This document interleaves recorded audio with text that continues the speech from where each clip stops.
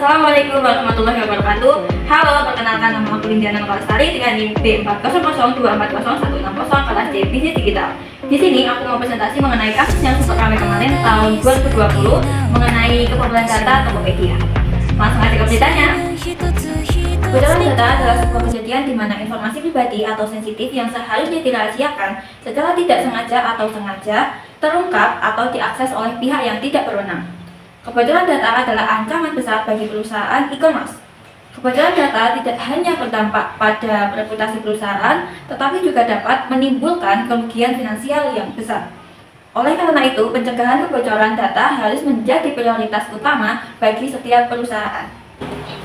Tokopedia dilaporkan mengalami peretasan, bahkan jumlahnya diperkirakan 91 juta akun dan 7 juta akun mensah. Padahal di tahun 2019, Tokopedia mengungkapkan bahwa ada sekitar 91 juta akun aktif di platformnya.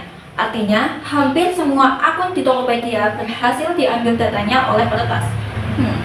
Kok bisa? Ayo kita bahas. Pada awal Mei 2020 ditemukan adanya penawaran jual beli data pengguna Tokopedia sebanyak 91 juta akun di dark web. Data yang dijual mencakup informasi pribadi pengguna seperti nama, email, nomor telepon, hingga data transaksi. Kemudian pada Juni 2020 muncul laporan bahwa data yang bocor telah tersebar luas di berbagai forum online dan dapat diunduh secara gratis. Bahkan data bocor tersebut beredar melalui link di platform media sosial yaitu Facebook. Hal ini semakin memperparah situasi dan meningkatkan potensi penyalahgunaan data. Tokopedia mengakui adanya insiden tersebut dan menyatakan telah melakukan investigasi mendalam untuk mengetahui penyebab pasti kebocoran data dan langkah-langkah apa yang perlu diambil untuk mencegah kejadian serupa terulang kembali.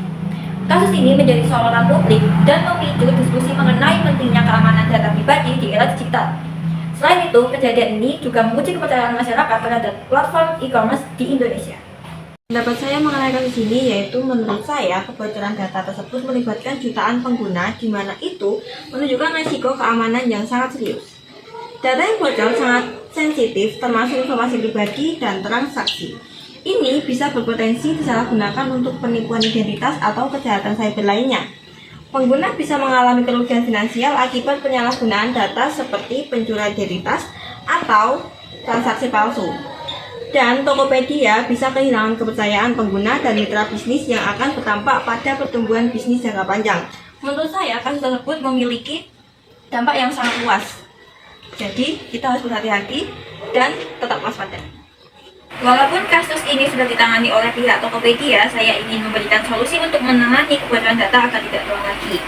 Yang pertama, peningkatan keamanan. Artinya, perusahaan perlu terus meningkatkan sistem keamanan mereka.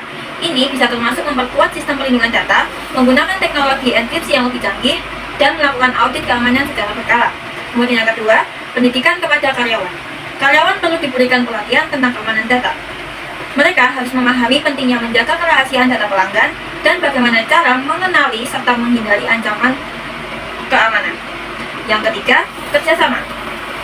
Ini menekankan pentingnya kerjasama antara perusahaan, pemerintah, dan masyarakat. Pemerintah perlu membuat regulasi yang kuat terkait perlindungan data. Sedangkan perusahaan harus mematuhi regulasi tersebut dan bekerjasama dengan pihak berwenang untuk mencegah terjadinya pelanggaran. Kemudian yang terakhir, kesadaran diri untuk melindungi data pribadi. Setiap individu juga memiliki peran penting dalam melindungi data pribadi mereka. Ini termasuk menggunakan kata sandi yang kuat, tidak membuka tautan mencurigakan, dan berhati-hati dalam memberikan informasi pribadi.